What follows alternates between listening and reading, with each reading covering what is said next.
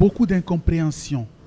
Des usagers de la route n'ont pas bien compris les dispositions prises par le gouvernement dans le cadre de la mise en place du cordon sanitaire pour prévenir la pandémie du coronavirus.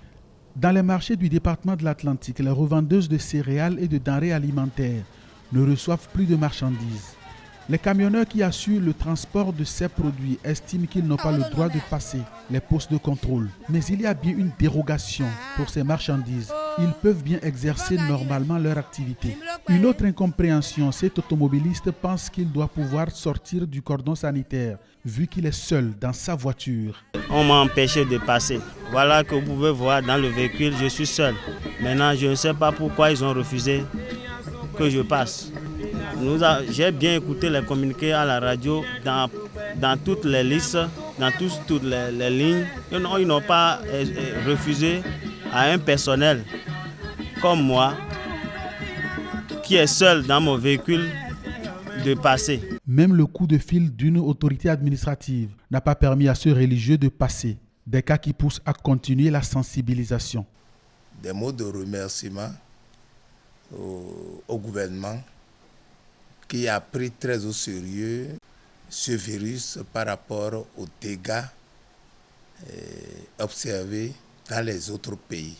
Nous devons les sensibiliser, leur dire qu'en fait que c'est le bien-être de tous. Nous sommes en train de travailler sur la population quand ça arrive à des dispositions que nous prenons à partir de la consultation de FA pour savoir par où il faut prendre.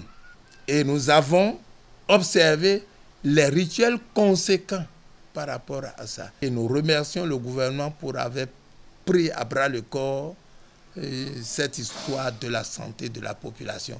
Ils ont le satisfecit de la chefferie traditionnelle. D'autres ont bien compris les dispositions et prennent leurs précautions.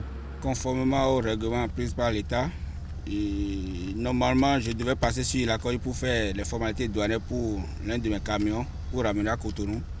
Donc, vu ce qui se passe, j'ai dû appeler un de mes collaborateurs de Ilakoyi qui est venu me rencontrer là à la barrière et je lui ai remis les papiers pour pouvoir aller faire les formalités et convoyer le camion. C'est aussi le cas de cette délégation munie d'une dérogation. À l'intérieur de la ville de Ouidah, dans les marchés et les restaurants, des dispositifs de lavage de mains sont installés. Regardez vous-même les tables, comment les tables sont disposées et tout. Lavage des mains aussi, on a tout respecté.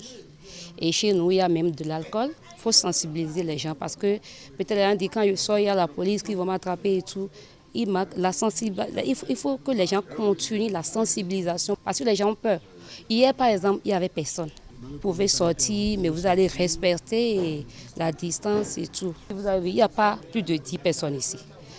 Aujourd'hui, quand il y avait 10 personnes, la 11e personne, moi, je l'ai dit, va ailleurs. Moi, je respecte la décision du gouvernement. Les clients sont bien disposés. Et puis, nous avons respecté les consignes de sécurité parce qu'en réalité, les mesures qui ont été prises vont dans le sens du bien-être de la population béninoise. Nous devons accompagner notre gouvernement dans la réussite de ces mesures-là. Par ces temps où le Bénin tout entier est en veille sanitaire, il est important de se renseigner et d'avoir la bonne information.